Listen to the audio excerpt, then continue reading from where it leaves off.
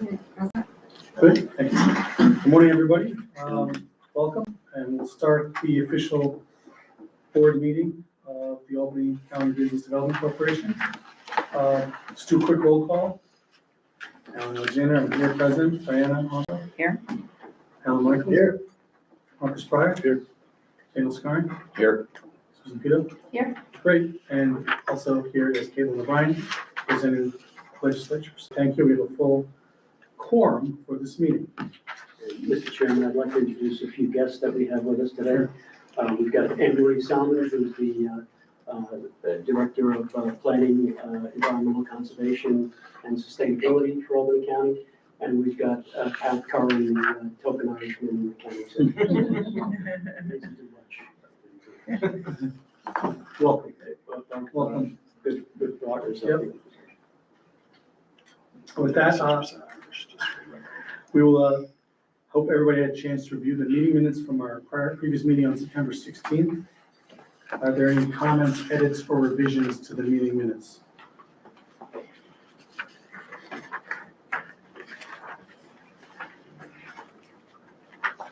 Hearing none, is there a motion to accept and approve the meeting minutes from last month? Susan with the motion, is there a second? Second. Alan with the second. Any discussion about the meeting minutes? All in favor? Aye. Any opposed? Any abstentions? Okay, the meeting minutes are approved from last month. With that, I will turn it over to our committees. First up is the audit committee. Marcus. Thank you. The audit committee met earlier this morning and recommended approval of the engagement of our external auditors. There's a motion to that effect in our packet. If you're entertaining motions, can we move that? Okay. There's a motion to accept the engagement of the Bonadia Group, correct? Yes. As the audit firm for our 2025 audit.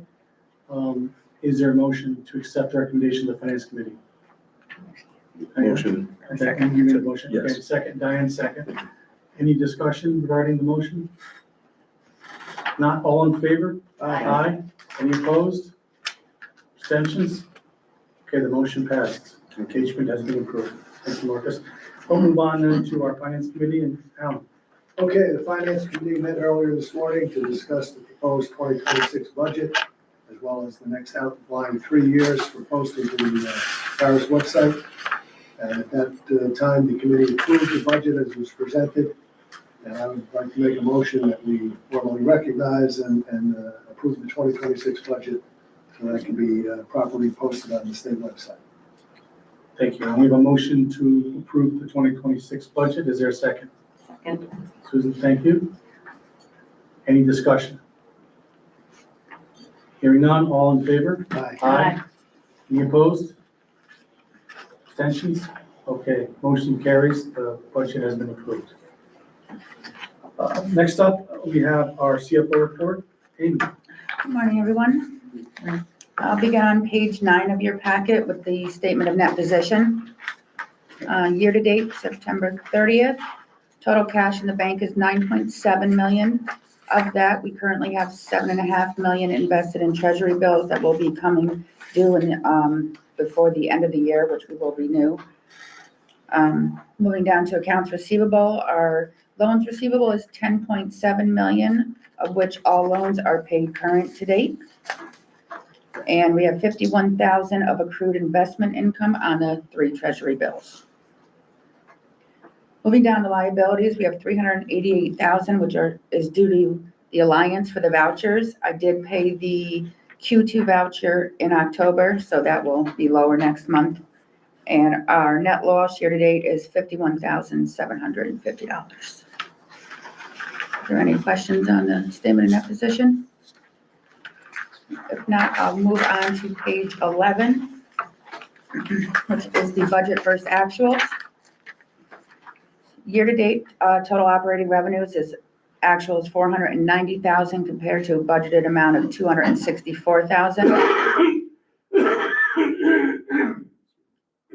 Total operating expenses, $542,000 compared to a budgeted amount of $534,000. So in all, our actual loss year-to-date is 51,000 compared to a budgeted loss of 270,000. Amy, the investment interest of 181,402, that's the T-bill? That is, Okay, so that's an investment move we made last year at this time, right? yes, So it's generated that much, and that's great. yes. Yes, and the 270,000 is the loan interest collected monthly off of the payments on the loans. Do you recommend that we keep I mean, I know the rates are gonna get cut probably, but I'm assuming you'd recommend we keep it in the T-bills for now? Yes. And what's our tenure on those? Are those 6 months, 2 months? I think they're staggered. Oh, They're actually all 4 months. 4 months, okay, Yeah, but they're staggered. yeah. So I try to pick whatever, 3 or 4 months out, whatever the best rate is, I know you can probably get a better rate every month, but then that would, we'd have to No, that's renew fine. it I think the monthly. staggered 4 months is good, especially getting 4%. Yeah. Any other questions or comments on? We just looked up the whole voucher, right? Or- Yes. Okay. So also in your packet is, the Q3 voucher payable to the Alliance for reimbursable expenses. This quarter's is 139,000. This includes 107,000 for salaries and fringe benefits, including health insurance and taxes. 16,000 for professional fees and 15,000 for other business expenses, including rent, utilities, and insurance. Can I ask, when does the health insurance expire? Because I have a meeting today and our plan went up 22%. January. Okay. It So renews you're in looking January. probably at increases to 22%. I don't- I believe ours was 12 or 13%, so we got lucky. CDPHC. Yeah, we don't have that. Who's our insurance provider? Oh, it's MVP. We do have CDPHP for dental, but medical is MVP. Okay. CSPHP, if I recall, was acquired, but they were assumed into a larger entity last year. No, it was an Excellus-based entity. Yeah. We also have another voucher, which is for the shovel-ready site reimbursement. So for Q3, that's roughly $91,000. The majority of this was $100,000 paid to the Port of Queens. And then we actually had a credit for the legal and professional fees of $8,800. This was due to us paying $30,000 to National Grid for the site study at the Altech Steel site, which they then returned 20,000 of that to us. Are there any questions on the vouchers? It's interesting. So they charge you amount and then discount it when the work was done? Yes. As opposed to just giving you a discount up front? I really don't understand We were- that. He's giving you the short story. I mean, we were surprised, happy to get anything back. Yeah, right. How long did it take you to find the check?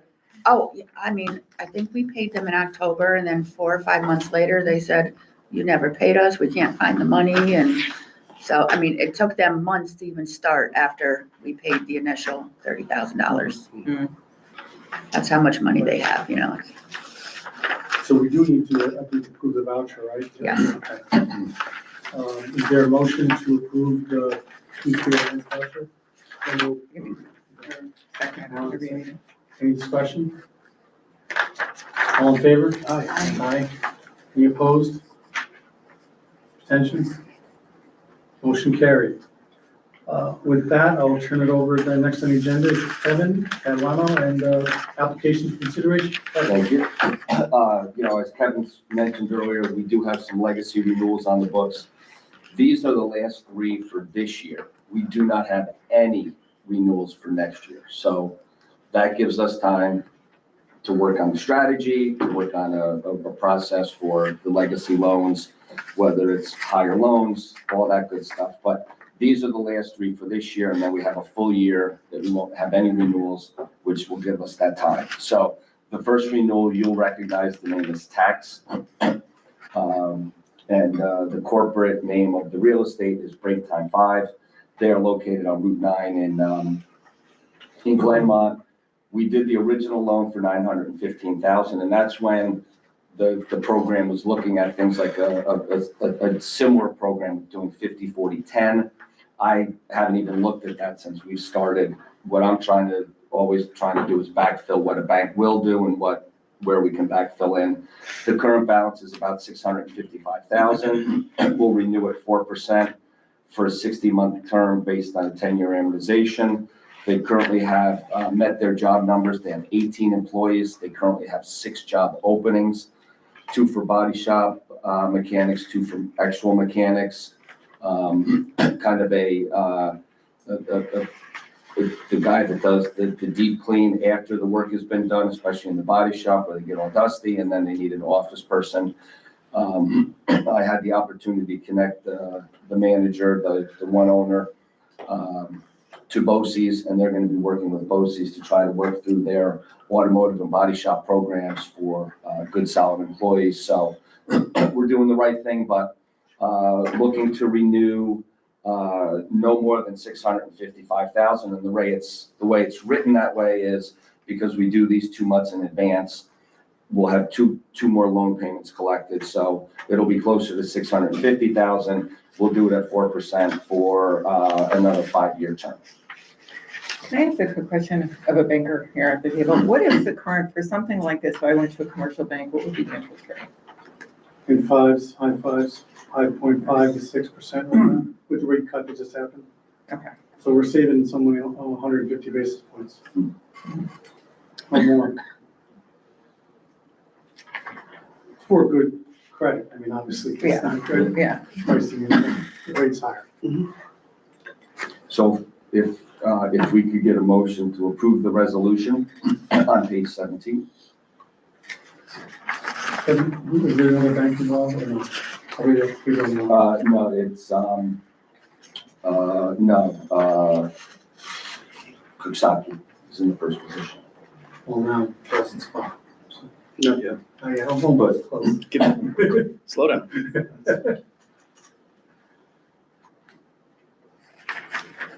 I'll move it. Second. Any discussion? All in favor? Aye. Opposed? Abstentions? Abstention. Marcus is abstaining. Can you put that in the minutes, please? Yes. Okay, motion has passed. Kevin? Thank you. The next one is a group VBK. They are a small, very specialized machine shop, also in the Glenmont area. On this one, they're doing so well that I actually shortened the term by 5 years because it's only $97,000 and they can certainly afford to pay that down in a 5-year period. So I did shorten that from a 10-year to a 5-year. And what they do is very specialized machining of parts with extremely high tolerances. This gentleman started working at a company called ACBDC in Latham and started noticing that the quality of the products coming in were terrible and they were always delayed. So he brought home CAD drawings one night, started working in his garage, and was able to do whatever ACBDC needed for the next day. And that has grown into a really nice company. They're struggling to find employees because of the type of work they do. It's very high tolerances, very detailed machining. He's actually doing a lot of work right now in the semiconductor area. Also has done some stuff with military applications. So really interesting guy, but we have shortened it a little bit. Again, not to exceed $97,000, rate would be 4%. The term would be 60 months fully amortizing. And with the shortened still debt service decline. The best debt service coverage we have in the portfolio. Which bank is it first? I believe it's yours. Okay, so NBT, so I have to recuse myself from the vote. Yes, please. I can. I can make a motion. Okay. I can make a motion. Second. Thank you, Diane. Thank you. You know what's sad though, the last two ones we just talked about, they're both looking for workers. Get to take the I'm one. gonna call the vote. Oh, I'm sorry, All those call in vote, favor? everyone, any, I'm abstaining. Oh, you're Actually, I'm recusing myself. I have to abstain. Correct. oh, so, yes, So, no one favor? so moved. Or, Oh, I'm no, no, that's for sorry, you to all in say. favor, I'm sorry, I'm just totally was thinking about something else. Aye. Any Opposed? objections? And one abstention. One abstention. One abstention. Please. So moved. Kevin, the next one. Thank you. The second one is for Tiny Town of Colony. Yes, daycare center, part of the whole wraparound services. But this is interesting, you know, and Diane had talked about, you know, the number of kids. She has 2 daycare centers with approximately 230 kids between the 2 of them, and a waiting list of 1,300, which shows the need for this type of service. We would be renewing not to exceed 260,000, 4%, 60 months. So a 5-year term based on a 10-year amortization. She's met her job employment numbers. She has, It says 15 full-time employees, 13 part-time. yeah. And then she has similar employment at the other location. So looking for an approval on the motion on page 23. And Alan, I would note that MBT has also the first on this. So that you should probably abstain. Yes. Can I make a comment on this? Because I am aware of that. So one of the things, and, you know, employing a lot of younger people, even in my own company, the daycare issue has gotten really out of hand. There was a new one that was opened up in Voorheesville and it was immediately sold out. And I know this story because it's in my town where she built a new facility on Route 9 and it was immediately filled and a waiting list. And I know when we talk about what we're doing as the Altech Loan Fund, and I think these are the type of people that kind of have a hard time because you need to build something for these kids. There needs to be places. Traditional, I don't know what you're doing for them, help, but it's really hard for them to get funds. And I know because I tried helping them last year, they put a grant, they applied for a grant and they weren't given a grant for ridiculous reasons. But if we're doing all these things and we want properties to come, we always need to have daycare there. And I do see this as something that does fall within our portfolio because we are doing one thing. If you think about the Altech loan site, if we have that up and running, and when we get that up and running, if we don't have daycare, we're not gonna get workers. And as you're saying, these last 2 companies, they're looking for workers. So I just know from my staff and how desperately they look for daycare, it should be something we're always kind of thinking about because they're kind of left behind, but they're needed for the workforce. I have to be accused because of bank has the first on this one, but I can make a comment, right? Yeah. Okay. Yeah, we support this type of, especially the size and scope of this one, and the amount of kids that are being, you know, taken care of, because we're seeing as multifamily buildings go up, as you support semiconductor and everything else, you're trying to pull workers into the county, they're not gonna come without daycare. So this is an important piece of the puzzle. And maybe it's a missing piece that no one talks about or no one mentions. How do you support that? Each bank has their own strategy, but maybe it's something we should have as a strategy as a county. How do you support daycare? Because you're not going to get workers without the daycare. Daycare and housing. Yeah. Yeah, you know, again, there's no doubt that this is, you know, a critically important thing to have in every community. I mean, it's really much more severe than what Diane was talking about. The wage differential between men and women, which was narrowing, has started to expand again. And the reason the economists believe that that's happening is because women have to stay home to watch children. They can't, not because they want to do that, that's a choice. It's because they can't afford or can't find daycare to watch their children while they work. And There's been a quantified decline in the number of women entering the workforce, and that wage disparity, which was narrowing, has started to creep up. And, we all know that, when somebody drops out of the workforce and stays out for 4 or 5 years, you never gain back your earning potential to get back up to that, where you would have been had you stayed in the workforce that whole time. My only, comment on this, and this is entirely, we work for you. I don't tell you what to do, you tell us what to do. But my only concern is the Altech loan fund the right place to be doing this? And I don't know, the single most desirable use that we've seen for the College of St. Rose campus has been in, let's just call it children's services, pre-K, daycare, all of those kind of things. So there's definitely a demand out there for it. People were very hopeful that this state program would help with the capital costs of opening, but as Diana pointed out, there are some issues there. But this is a real issue. It's just, we've just got to think it through carefully. Is Altech the best place to do this? Or is it someplace else? Or is it some other department? The county has a Department of Family and Children, what is it called? Family and Children Services. Family and Children Services.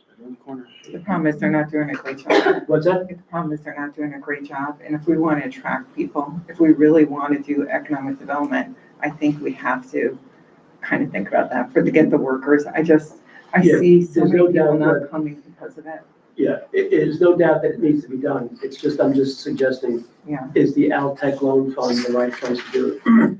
I have a feeling that just lending money to somebody is not gonna solve the dearth of daycare and children's services. It requires a much broader, infrastructure to support that kind of development. The regulatory environment is probably one that's also ripe for revision if you're going to really promote daycare and children's services. It is a son of a gun Mhm. to cite a daycare facility with all the requirements. True. Yeah, it's tough. And our church has an after-school program, and the red tape that you go through for that is unbelievable. I mean, you need, like, the bathrooms you have are by the number of kids that are in there. You have to have a certain amount of bathrooms per kids. And it's not cheap to put a bathroom in the place nowadays. And a certain amount of square feet per kid. Per kid. So I'll move the resolution. Thank you, Marcus. Second. Okay, so, any further discussion on the resolution? If there's none, I'll call that to vote. All in favor? Opposed? Any abstentions? One abstention. One abstention. Passed. Okay, the last one is Kettemer Inc. We approved them last month. And as we're working through the paperwork with the client, one thing did come up that I wanted to talk with everybody about. They're going to be spending millions and millions of dollars in capital equipment. We estimate the capital equipment purchases to be somewhere between 15 and 22 million over the next 5 years. So one of the things that they have asked is to forego the subordinated UCC filing on all business assets, so that they can get funding without us being in the middle or having to sign off on any type of funding mechanism, or if they want to trade out a piece of equipment for more sophisticated equipment that we don't have to then come back to the board to remove, to release a piece of equipment. And, in speaking with them, I completely understand. So I worked with Madeline. We will still look to take the corporate guarantee of Kettemer Inc. We'll take the corporate guarantee of Kettemer Holdings. That will be our borrower, because that's the real estate holding company. And we will have a UCC filing as it pertains to fixtures of the built-up, things that become attached and become fixtures of the property. So, and we would still have the owner's personal guarantee. So, And a first mortgage on the building. and a first mortgage on the building, that, Assignment of rents. yep. So, and when we looked at the purchase price, it was 4.8 million, that was public, that came out in the article. And if you remember back to the packet, they're looking at, between the roof, parking lot, and all the major upgrades on the interior to bring it up to that, technology type of environment. We're looking at a $1.5 to $2 million worth of investment into the property where we have a first mortgage. So from a collateral standpoint, we are secure. We've got a first mortgage on a building that should, on any given day, once the work is done, should have probably in the $6+ million. I'm not an appraiser, but I would imagine it would be in the $6+ million range for that site, for I think a 72,000 square foot building in that location. Did he buy it, at the right time when, he had lost some tenants and there was, it needed some work? Absolutely. But, so what they were asking is that, the first mortgage on the property be sufficient and not have a subordinated UCC on all business assets of Kenmere so that they can buy and sell the capital equipment as needed. Is the first lien held by other vendors, suppliers of equipment? That's what will happen. Right, and as a bank, I'll tell you, when you have ABA filing on equipment or anything like that, it shows up quickly. And Yes. if you are trying to buy finance a specific piece of equipment, and they're trying to get lending for it, it can be problematic if an ABA is in front of it. Yeah, so that was really the reason, and thank you for that comment, because you come from that field where it's a pain. Right, when we try to finance stuff and there's an ABA and really they don't need the ABA. In this case, it doesn't appear that with the collateral we have, the mortgage, the assignment of rents, and the fixtures, you should have enough to cover our loan. We're in a great spot. Oh, yes. So the motion in front of us is to approve the release of the subordinated security interest and the ABA, knowing that we have the other collateral still in place. Correct. Is there a motion to approve this resolution? I make a motion. Okay, Second. second? Okay. All in favor? Aye. Any opposed? Any abstaining? Resolution carries. Thank you.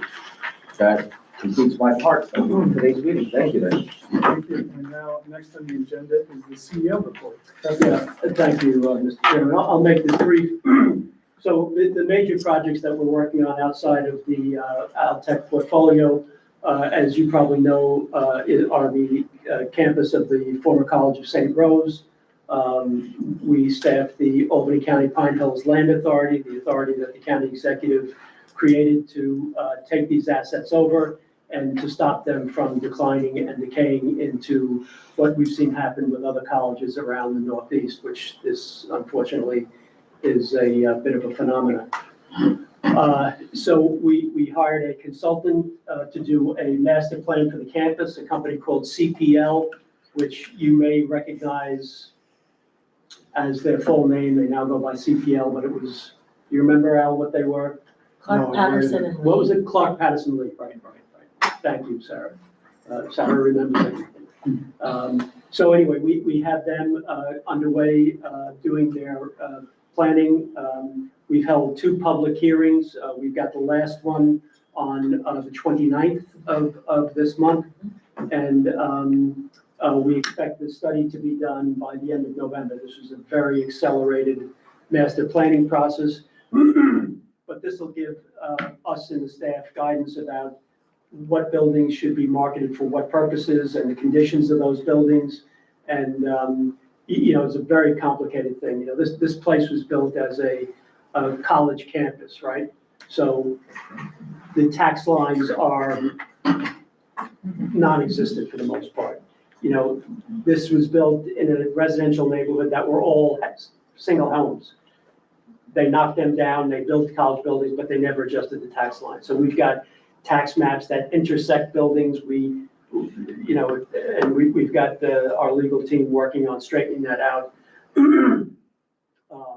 And further complicate things, we've got several of the main buildings that are operating on interdependent infrastructure, meaning heating, air conditioning, and so on. So we've got to, in redeveloping this campus, we've got to come up with a system to,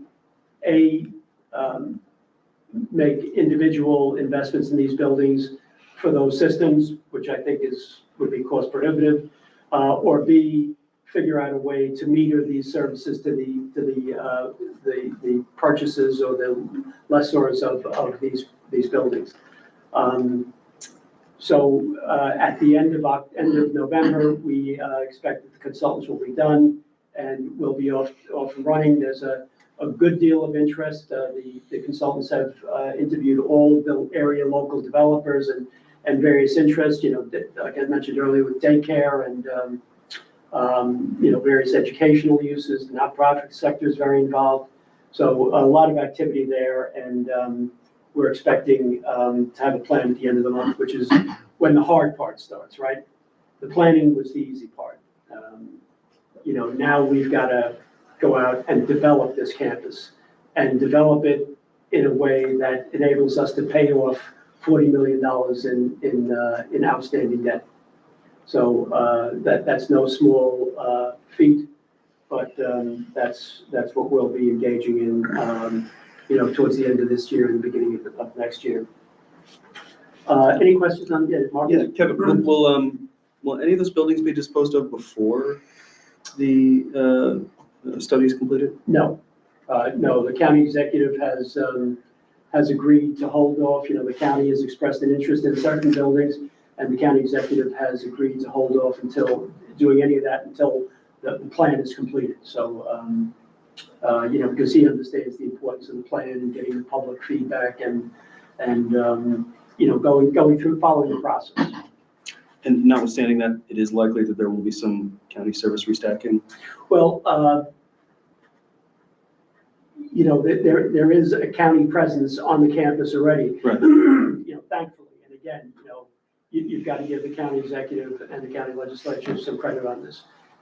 Empty buildings accelerate decay and deterioration. Certainly. It is just a phenomena that happens.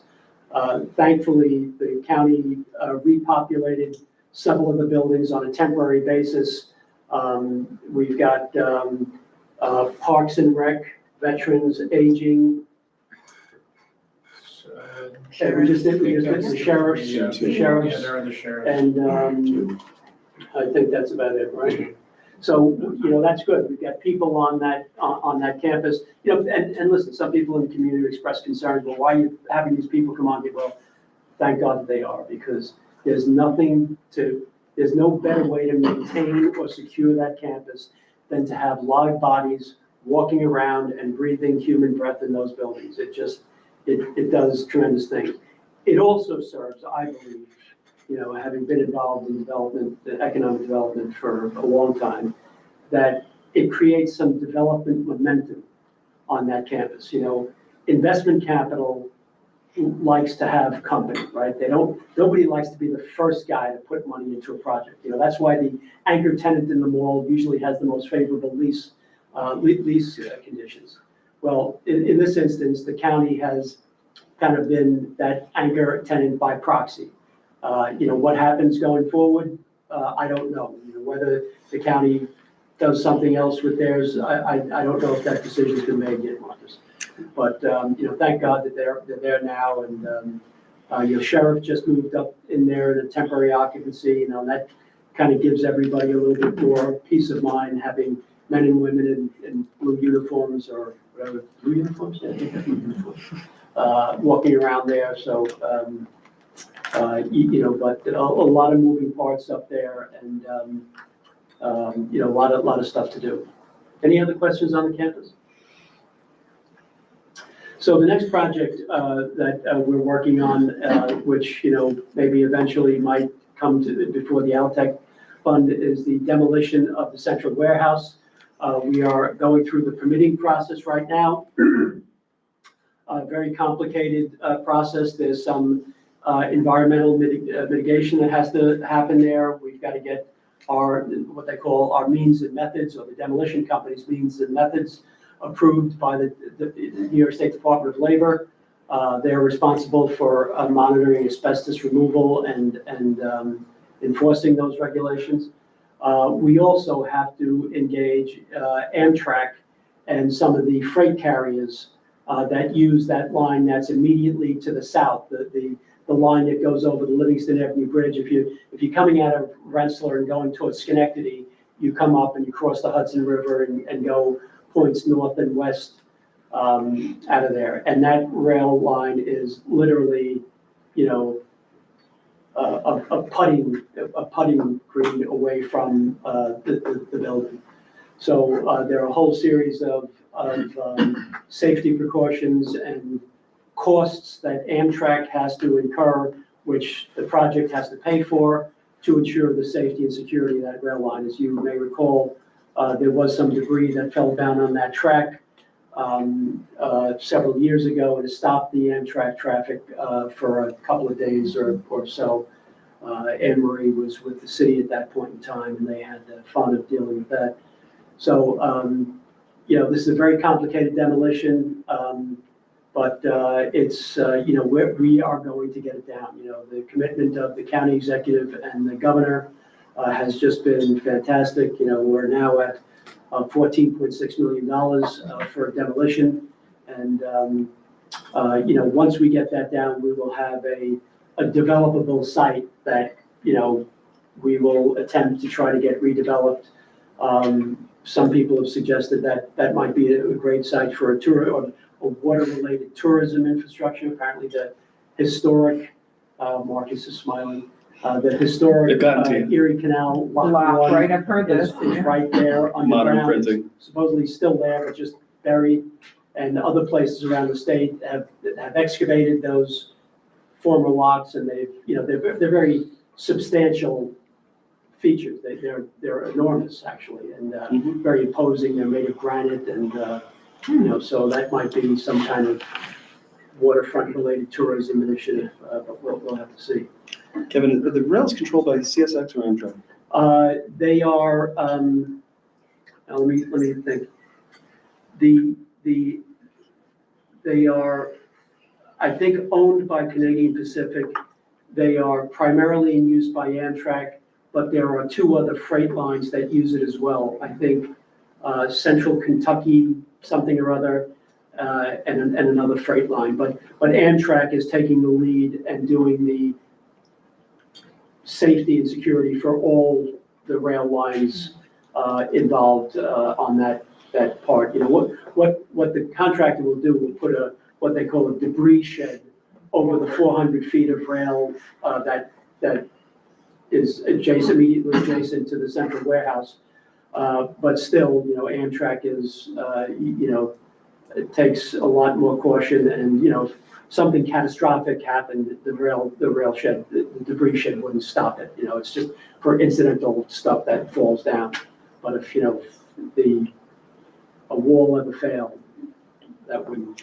Speaks to the expertise required in the Yes. demolition And process. that, that's a great point. The reason we hired the company that we did, because they've got extensive experience in doing demolitions on top of and next to live rail lines. And I mean, in New York City and Long Island, and so that was, if there's anything that keeps you awake at night, it's that, that something catastrophic goes wrong and we interrupt traffic. At the same time, as you know, the Livingston Avenue Bridge is being rebuilt.